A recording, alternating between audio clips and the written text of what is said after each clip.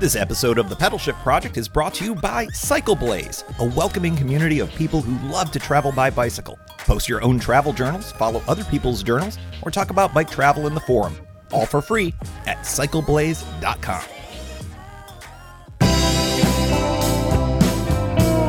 Greetings and welcome to another edition of the Pedalshift Project. The Pedalshift Project is a series of conversations, thoughts, and experiments around the bike touring lifestyle. From tips and tricks to ideas on how to ride your ride. Let's shrink the world by bike. Show notes and more are available at pedalshift.net/148, and you can email the show, pedalshift@pedalshift.net, or call the voicemail hotline, 202-930-1109, and check Pedalshift out on all the socials as well. Happy New Year, everyone. I'm so excited to be kicking off 2019 with you. This is Tim Mooney, and it is the 148th edition of the Pedalshift Project. Thank you again for sticking along. This is kind of the middle of the off season. Well, for most people, we'll get to that in a second.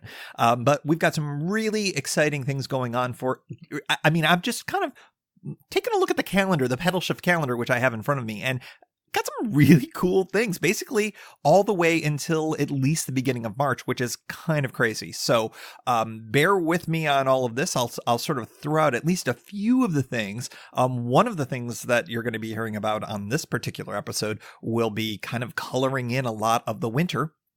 So we'll get to that in a moment. But for today's episode, we're going to be talking, of course, about riding to the airport before or after a tour. I did a little kind of shakedown ride the other day between here. I live not far from, I live in the DuPont Circle neighborhood of Washington, D.C. And I rode to the airport that is closest to here is the full name is, I think it's Ronald Reagan Washington National Airport. And depending on how long you've been in D.C., some of us who've been here a while call it National Airport. Those of you who are newer, sometimes we'll call it Reagan. Some people will call it DCA. It has lots of names, and I tend to go old school, either DCA or National. But in any event, I've got some tips on how to ride to any airport based on some of the lessons that I've learned when riding to airports myself. So we'll talk about that later on in the episode. I've got some really cool things that are going to be coming up as well.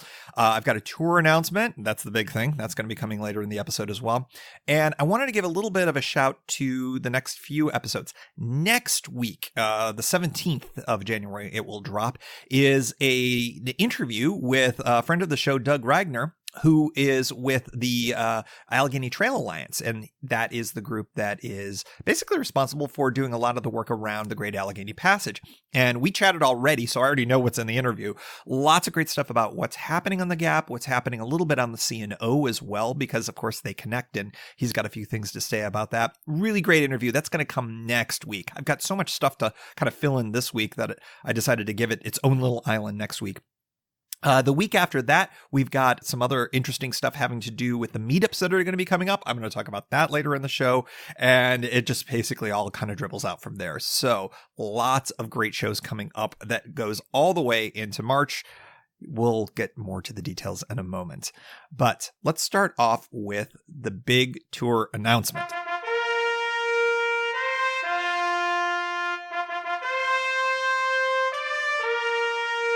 I don't think I have ever announced a tour in January of any year, largely because I'm just sort of thinking about, when is the weather going to be good? And I'm thinking more about spring and summer tours. Well, I decided I need a winter tour this year, and it's going to be in February, and it's going to be in Florida.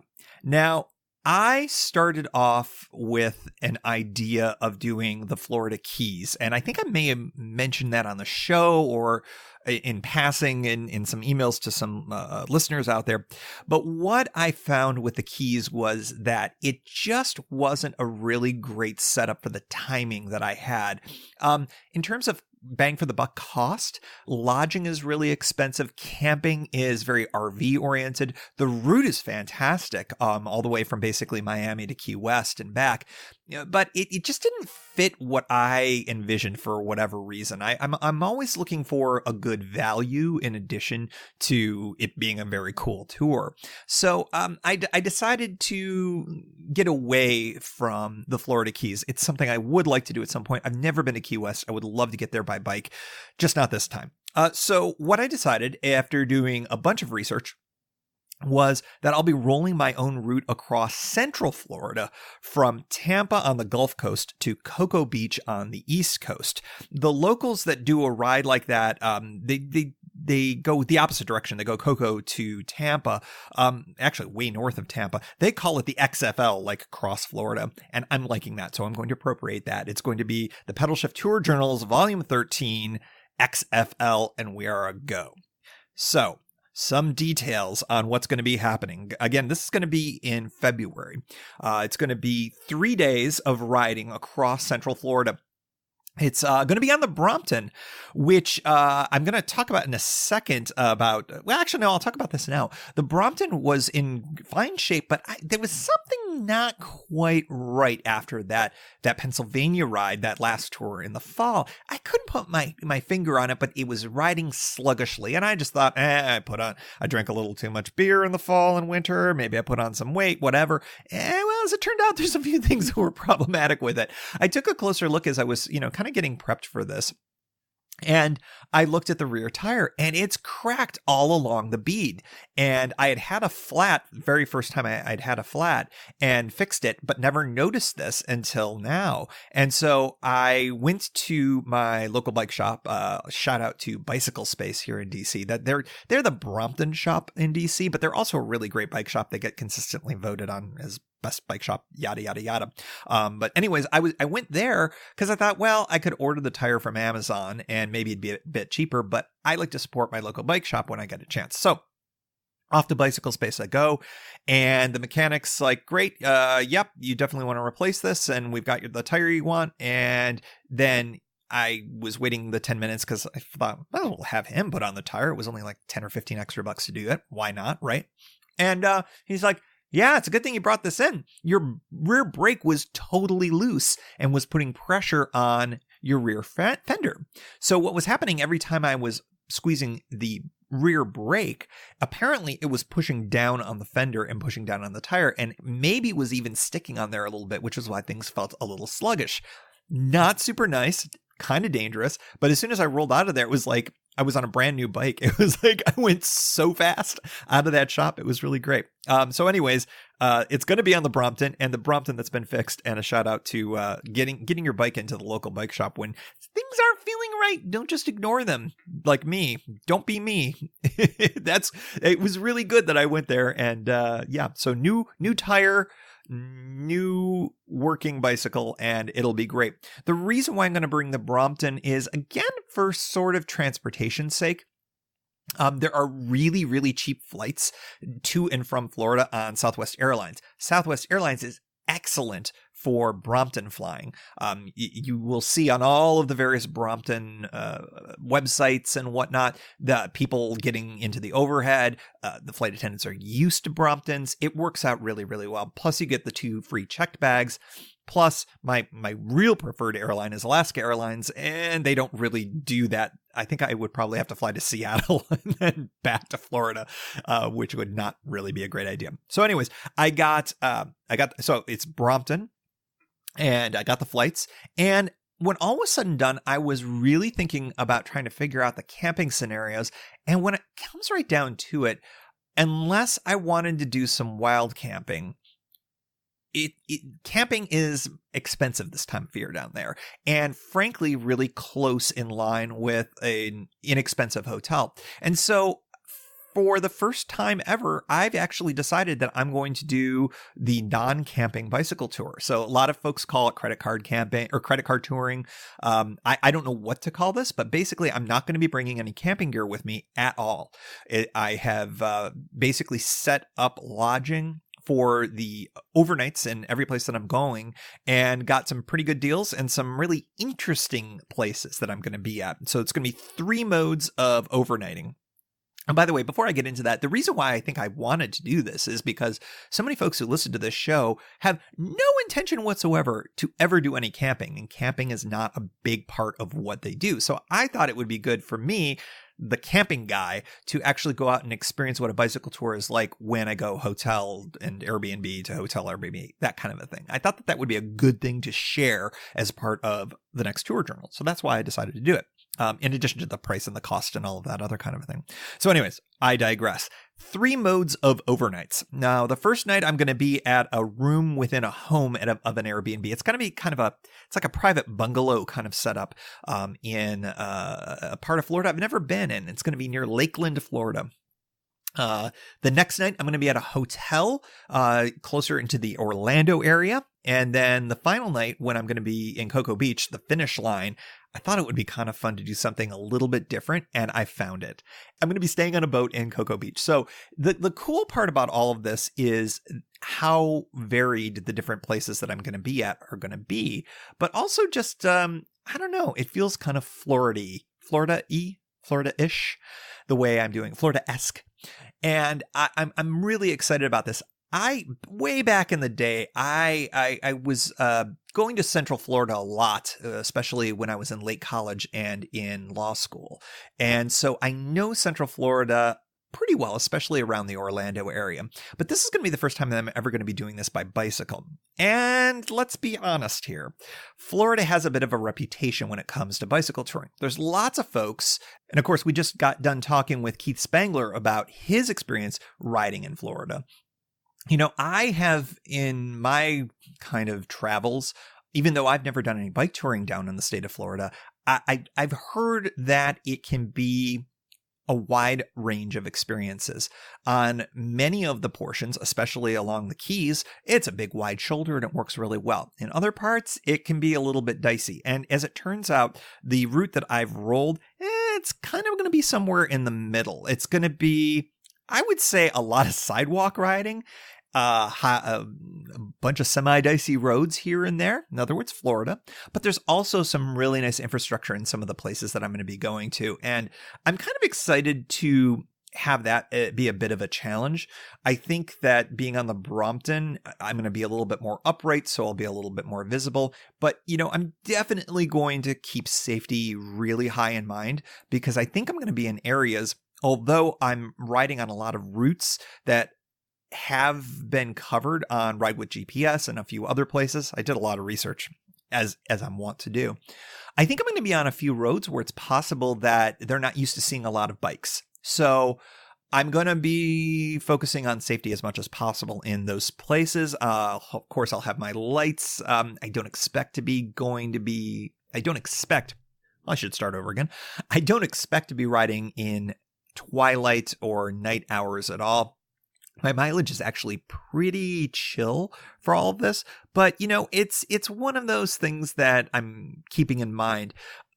I am not obsessively, but I am using Google Maps and the Street View to get an idea of some areas where I'm not sure what the roads look like. And I'm glad I've done that. It's something that I recommend for anybody that's a little bit concerned about safety issues and things like that. You're not sure whether or not you like bicycling in certain roads, because you can get down at the street level and see what the size of the shoulders are or aren't in some cases. And what was great about doing that in some parts of Tampa in particular, I saw that the route that was sort of mapped out in one of the places that I borrowed from to begin with to get kind of just a line down, and Google Maps is helpful with that, with their bicycle directions. You know, I noticed a few spots where I'm like, I don't want to bike there. There's a perfectly reasonable alternative route a couple of blocks away. And so I was able to reroute and put that into my Ride with GPS route. So what I've done is, by utilizing pre-existing routes, Google Maps, and a variety of other things, I've been able to pretty much scout out this ride fairly well. And that's a really nice bit of peace of mind as well. I've also sort of been able to visualize a large chunk of these rides just by getting down at street level and clicking along and just seeing what everything looks like. You know, I think this is going to be a really different type of ride. It reminds me in some parts a little bit of the half a day, or actually it was a full day of riding in Los Angeles. 2014, when I went from basically the Pacific Ocean, the surf towns there, and went all the way across Los Angeles to Anaheim. It's interesting to also note that I'll be going by another large Disney property, or town with a Disney property, because I will be, I'll probably do a little Disney-ish kind of a thing as well. I think I mentioned this those many years ago. I used to work at Disney in a couple of different capacities. So every once in a while I like to check in. Unfortunately, I'm going to miss out on the whole new Star Wars themed world that they've got going on there. That would be pretty cool. But I also don't think I'm going to have time to go to the parks. The value proposition for that just isn't very high for me, but maybe I'll go by and do a little swing by. We'll see what happens. I'll be staying relatively close by there. So rocking someplace Disney-ish. I have notes here, but just based on this ping-ponging that I'm at least perceiving right now, it may not seem like I have notes. I'm planning on this being a full ride. In other words, being, wheels down bicycle from Tampa all the way to Cocoa Beach. But I'm open to fast forwards where conditions dictate. And I have in my notes, I say cough, cough, Kissimmee. Kissimmee is outside of Orlando, and it's interesting. There's a road there called Orange Blossom Trail, which is a really busy road. And there are parts of the ride that sort of rely on it a little bit. Orange Blossom Trail is referred to as locals as OBT, and OBT is a little trafficy and it's a little crazy, and it's one of those spots where there is one area in particular that is part of the bicycle route that I'm just looking at it, and it is full on highway with zero shoulder for 0.8 miles. So one of the things that I'm thinking about is the possibility of, and this is oddly enough, coincidentally enough, strangely enough, there is a light rail station right there, the Sun Rail. That's Orlando's kind of commuter rail, basically. I could take that to the city of Kissimmee, or into the town of Kissimmee, and then kind of finish off my day that way and skip that section. Or I could roll my Brompton on the grassy partition, or on the grassy side of the road, well away from the traffic until the sidewalk begins about a mile away. So I'm considering both of that. But that's the only place where I'm really considering a transit fast forward. The mileage for these days, not very high. It does get higher each day I go. I think I mapped it out. It looks like 40 miles on the first day, about 50 miles on the second day, and about 60 on the third. So 60 is about the max that I like to do on the Brompton when I'm loaded. But remember, I'm not going to be really loaded. I'm just going to be bringing some change of clothes and no tents, no cooking gear, no nothing like that. So the reality is that I may be able to make some really nice miles, and it's going to be a nice experiment as a result of that. Kind of another good reason why I've decided this is not a camping kind of thing. So that is basically the thumbnail sketch of the ride as I know it right now. I'm going to be doing much more in the preview episode, and that's going to be episode number 151 on January 31st, which is that Thursday, that last Thursday in January, because not long after that, I'll be hopping on a plane and going down to Florida. By the way, if you are a Floridian, or if you are Florida adjacent, or if you're interested in coming to Florida, I'm considering doing a Florida meetup. And what it would be is, if you're down with it, it would be Saturday afternoon, February 9th in Orlando. Precise time and location to be announced, but it would be in the afternoon. And the reason is I've got some time on my hands. I'll have finished the ride. My flight isn't until later in that evening. And, I'm thinking, hey, if there's Florida listeners or folks who are going to be in Florida around that time, it's a weekend. It's a Saturday. Why don't we do a little meetup someplace with beer? Pedalshift.net/Orlando. Let me know if you're interested. And if we've got people that are interested in doing it, we will do an Orlando area meetup. That would be, again, Saturday afternoon, February 9th in Orlando, someplace. It also, the little form that I'm going to have you fill out just to kind of express interest, just so that I've got kind of a little email list so I can talk to just you all who are interested. But also, if you're in the Orlando area and you know of a pretty cool place that's like, foodie, beerish spot that might be a fun place, there's a little spot to put that in there as well. I've got an idea, but I'm always open to folks who have better knowledge of Central Florida. So meetup February 9th, Orlando, Florida, pedalshift.net/Orlando. Shoot me a little message through that little form thing there. It's just a Google form. And then we'll set something up. If there's nobody, then I will figure out something to do. Oh, darn, on February 9th. But if there's a few people down there want to meet up, we'll do it. Pedalshift.net/Orlando. Okay, so once again, just to sum this all up, I have a cross Central Florida. By the way, this is like the narrowest part of Florida. So saying I'm bicycling across Florida, while technically true, it's probably the weakest, smallest part of the state to actually do and say, yes, I've biked across your state. So yes, Floridians make fun of me. Biking across Florida, though, Central Florida, in early February.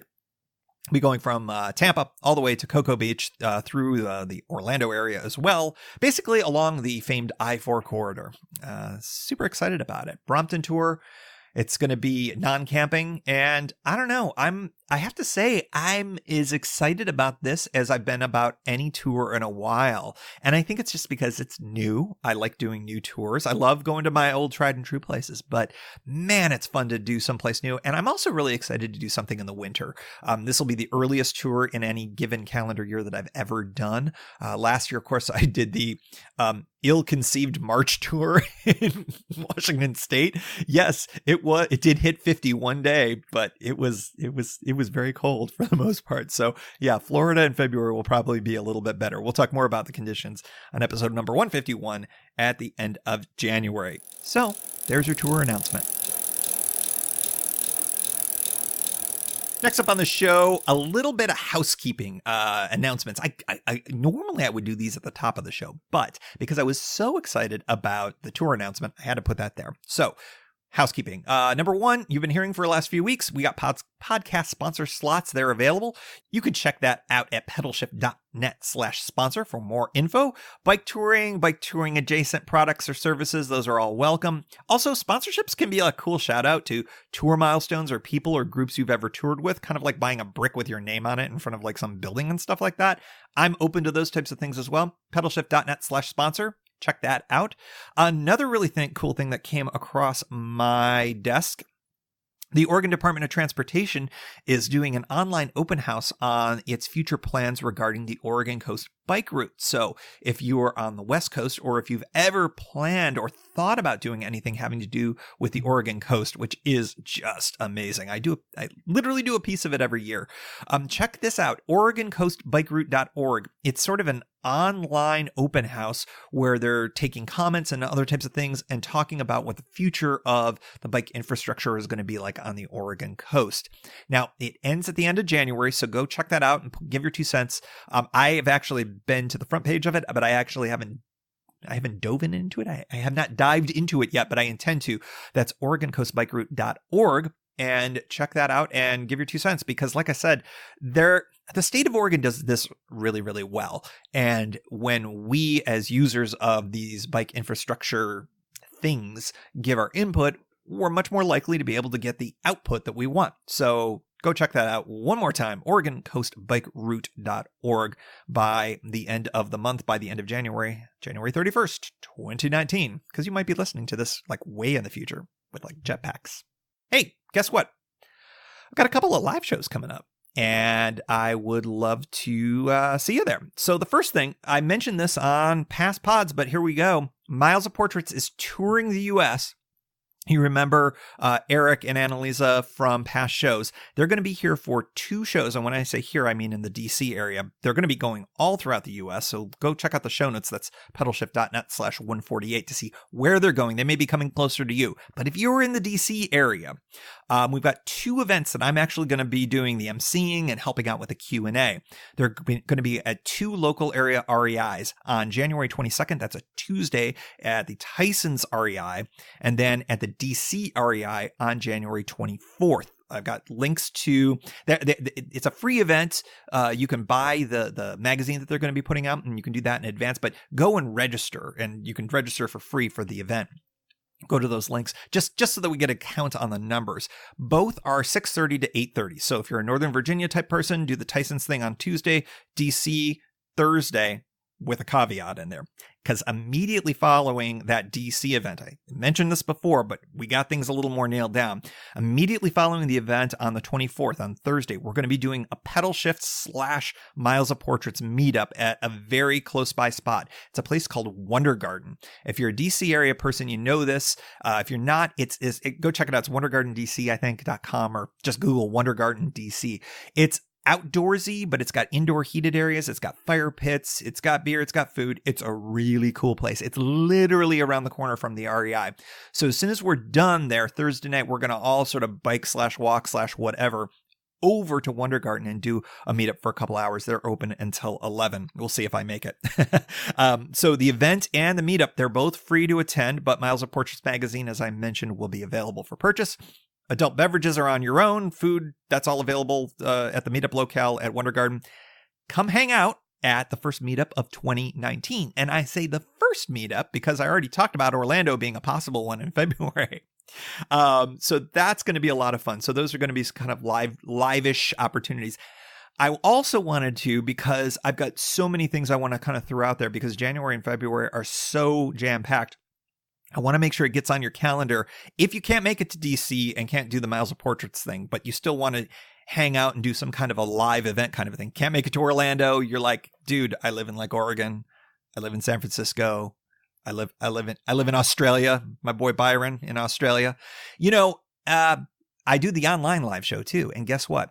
Pedalshift Live is coming in living color Friday, February 22nd at 9 p.m. Eastern Time.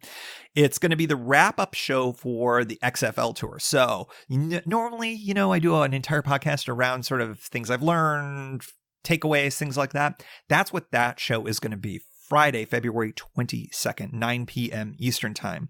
So there's going to be the takeaways and all of that kind of stuff. And then we're also going to try that Ask Me Anything session as well. I thought that went pretty well. So send me your bike touring or even your non-bike touring questions. You may recall, I can't remember who sent me this question, but I think it was Star Wars or Star Trek, Marvel or DC. I can answer those questions too, or at least try. Send them to me, pedalshift@pedalshift.net, or you can come and ask in the chat box on the night of. Again, February 22nd, that is the anniversary of the U.S. Miracle on Ice. It is my mother's birthday. It's very easy for me to remember February 22nd. 39th anniversary of Miracle on Ice, which makes me feel very, very old. And doing a live show on the 39th anniversary of the Miracle on Ice is how we roll here at Pedalshift. So lots of live show opportunities, lots of meetup opportunities coming your way. It's all going to be in the show notes, pedalshift.net/148 if you missed any of this. Next up on this very jam-packed show is the lab. And the lab is where we talk about experiments and things that are helpful for bike touring.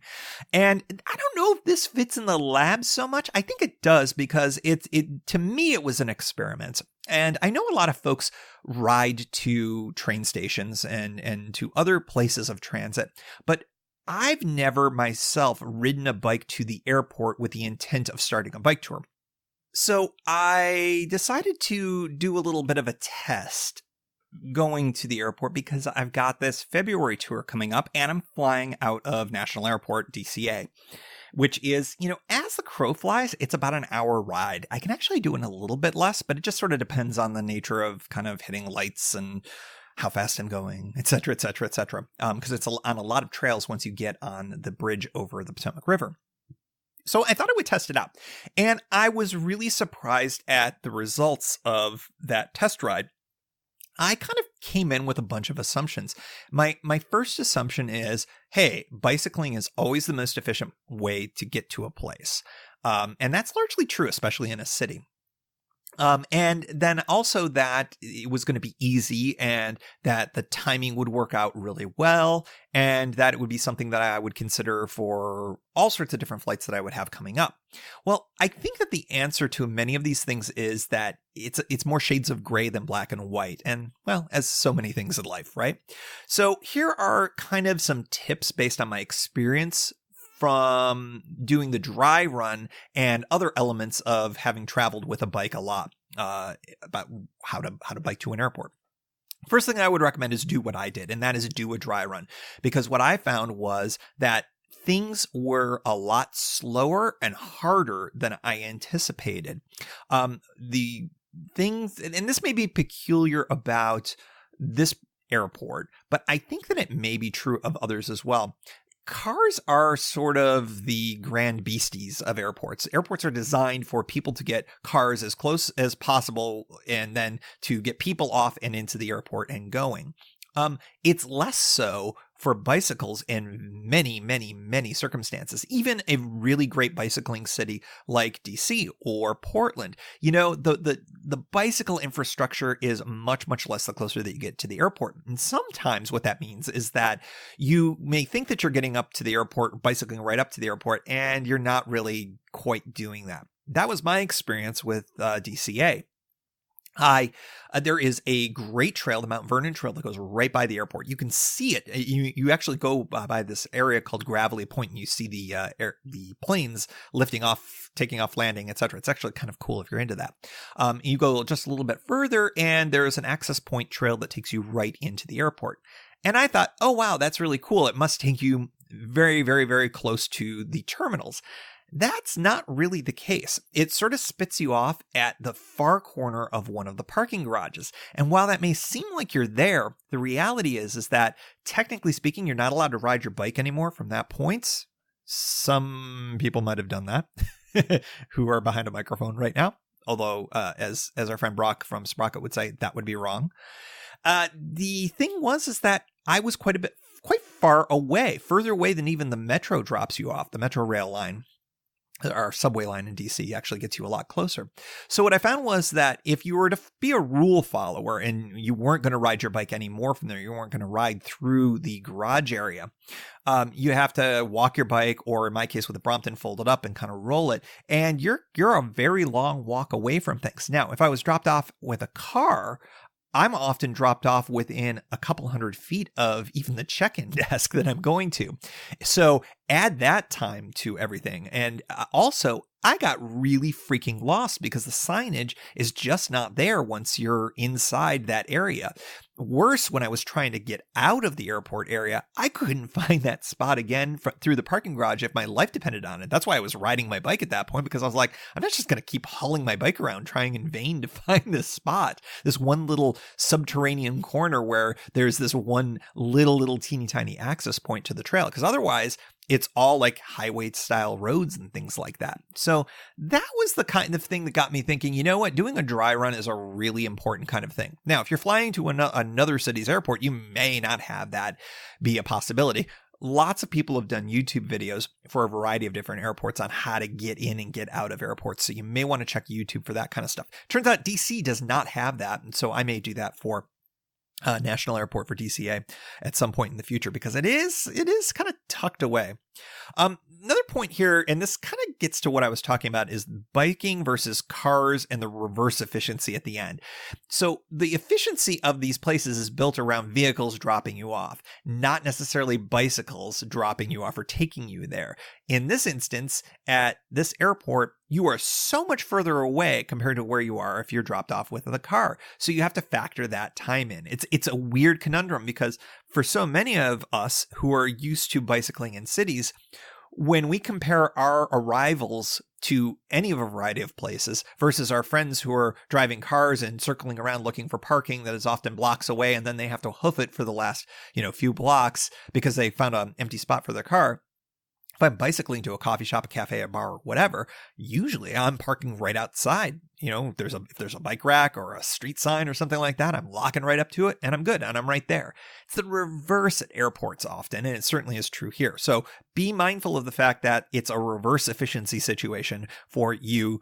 And if you're used to bicycling being the most efficient way when you're at the end, it's sometimes the opposite. So keep that in mind. Locks. This was a really interesting thing. I did not take a picture of the lock setup there, just because I wanted to respect the privacy of the folks who had their bikes at the airport. But, you definitely want to be mindful if you're going to be bicycling to the airport, but not taking your bike with you, which for a lot of folks is a thing. It may not be kind of relevant in the bike touring concept, but it might be relevant to you in some other trip that you want to do. You want to be really careful about how you lock your bike, and even more so depending on where the bike parking is. At National Airport, this spot is great. It's covered. It's away from stuff. You kind of would have to know that it's there to even get to it. But the one thing I'd say is, man, there's nobody that's going to see. Like, if somebody wanted to come there with an angle grinder, they could really easily do it. Now, I'm saying bike thieves who listen to the show, first of all, you're evil and I don't like you. Stop listening to my show. But, that's a spot that would be it's counterintuitive. It feels like it's got high protectability, but at the same time, because it's so quiet and because it's so easy to get at, I think it'd be pretty easy for bike thieves to get at. So you don't want to be the lowest hanging fruit whenever you're locking your bike up any place. But at an airport, I would definitely recommend you have at least a couple of locks, or at least do the U-lock and the cable, and practice good locking technique. I've talked about this on past episodes of the show, and I'll probably do it again at some point, but be mindful of all of that when you lock your bike up if you're going to be leaving it and flying off for a few days.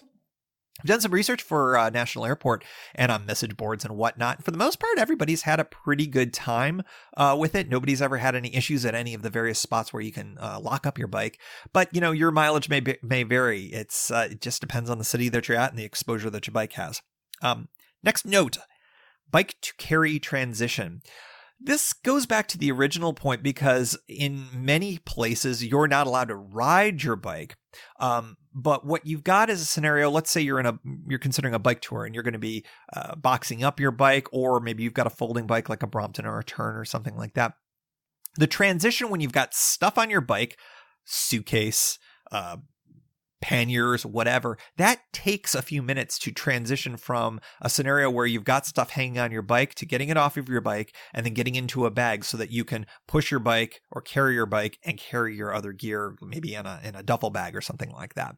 That takes time, and it always takes me more time than I ever think. So be mindful that some of the things that you don't have to think about when you're dropped off at a curb by a vehicle, bus, car, whatever, it's going to be a little bit harder when you're coming off of your bike because you don't just instantly go around to the trunk, pull out a bag and go. You've got to get off. You've got to take things off the bike. You've got to do a variety of different things. So in addition to maybe being further away than you're used to, you've got stuff you've got to pull together. So add that to your prep time as well. One thing that came up, and I never really even thought about this, but as I was reading some accounts of folks who ride their bikes to the airport, they got extra scrutiny at TSA here in the States. Now, internationally, you may be finding this as well. I do know that this is relatively new, kind of in a post 9/11 world for those of us. But one of the things that are looked at is, are you sweating when you go through? Because apparently people who have bad ideas or want to do bad things are often sweating when they go through security because I guess they're nervous and stuff. So that gets you more scrutiny. So a lot of folks, when they're checking in and going through security lines and they're sweating because they came through on their bike, they get that extra scrutiny, maybe extra pat downs, things like that. So may want to focus on giving yourself even more time than normal getting through security. As we add up all these things, it's starting to get to the point where, if you are used to it getting there an hour ahead, well, now maybe you need to be an hour and a half, or maybe even a little bit more, depending on what your situation is, because of all of these various different factors. It's very interesting. The buffer time that I recommend, well, I should back off. I'm one of those types. I used to travel a lot for a previous line of work, and I got very used to being very regimented about how I travel when I fly. I always want to be at the airport at least 1 hour ahead, especially if I'm checking bags. But that buffer time, when it starts getting eaten into at all because of all of the various things in life that can kind of delay you, whether it's traffic or whether it's delays in lines and things along those lines, that always gets me extra nervous. So when I did this dry run, I was realizing, man, I need more buffer time because of all of these various things that came up. So I would encourage you as well, unless you're one of those kind of fly by the seat of the pants type of person who's just like, I show up at the airport 40 minutes before boarding and just see how it goes. That would drive me crazy. My poor girlfriend, who is much more like that than I am, sees me go into the third, fourth, and fifth circles of hell mentally whenever we are eating into that buffer time. So that's just how I roll. Your mileage may vary, but buffer time, make sure you've got enough of it. And I think the last piece here is that some airports are best unbiked. And when I say that reluctantly, because I feel like that a bicycle should be able to get you anywhere and from anywhere. But some airports, frankly, are just built on highways, and there's really no realistic way to get out of there. I'm not 100% sure about this, but one that's coming to mind is Denver's airport. It's quite literally in the middle of nowhere. And I don't know if they've added bicycle infrastructure, but my recollection of it is that you're on basically a highway that connects you to another highway. And there's not much else out there. Now that may have changed, but that's an example of the type of an airport where I just don't think it would be a really good idea to be on a bicycle.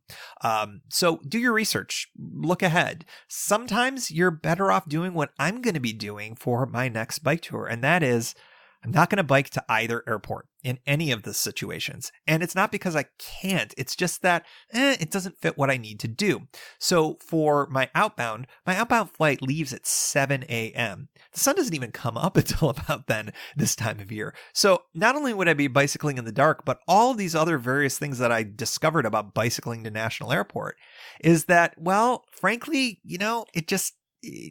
I'd have to go super, super, super extra earlier. And I'm not a morning person. And frankly, you know what? I think I'm just going to do what I usually do, which is to get a Lyft or an Uber, probably a Lyft. I don't know why. I like Lyft better these days. And, my bike goes in the trunk, my bag goes in the trunk, and then I'm there within about 15 minutes and I'm right out front. And then I don't have to wake up as early. And also it might be 10 degrees. So who knows? But on the Tampa side, Tampa, as I looked at it, doesn't look like it's a very good airport to bicycle out of. It looks like it's possible, but it also looks like it's a little bit dicey. So I'm going to start the tour by getting a lift to Cypress Point Park, which is a state or a city park that's right on the water. It's a perfect spot to start a bike tour. So that's where I'm going to get dropped off, and that's where I'm going to start bicycling. So I'll literally be biking from water to water. And there's all sorts of other places where bicycling from an airport totally makes sense. I've done it from Portland before to my brother's place. It's completely fine. There's good infrastructure. You can do it. It's built for it. They thought about it. Some places it's just not like that. So do your research. Get on it ahead of time. Make sure that you've got buffer time. And if you've got an opportunity to do a dry run, make sure you do that. If you're going to lock your bike, if you're not bringing your bike with you, make sure you're practicing really, really smart locking etiquette because it's a good spot for thieves to get at in a lot of different places. But don't let this be a deterrent to biking to or from an airport.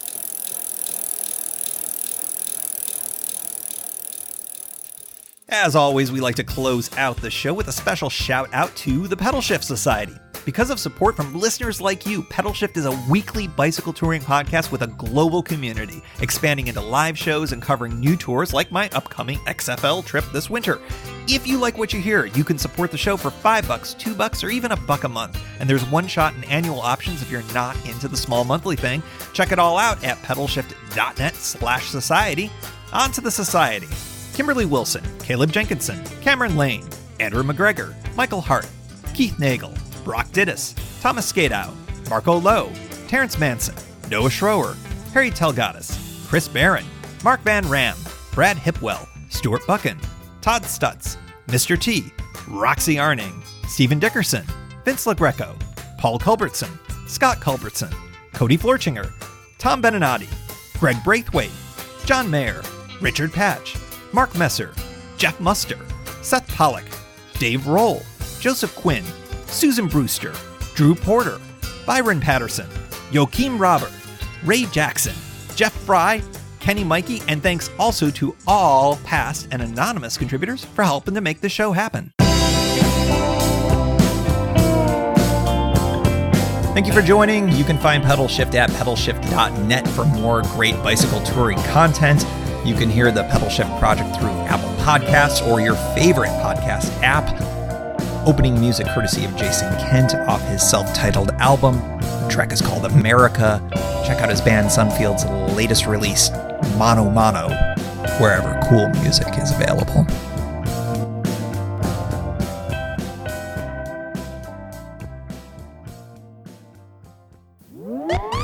A big thank you to CycleBlaze for sponsoring this episode of the pod. Go to cycleblaze.com today and find inspiration for your next tour.